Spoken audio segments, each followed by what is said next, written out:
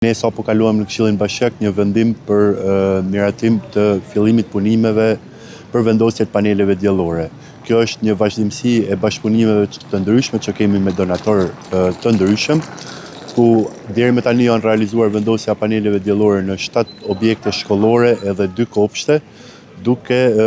bërë të mundur një kursim energjie të favorshëm edhe për buxhetin e bashkisë në mënyrë që të kemi prodhim energjie dhe mbulim të kostave të energjisë për këto shkolla përmes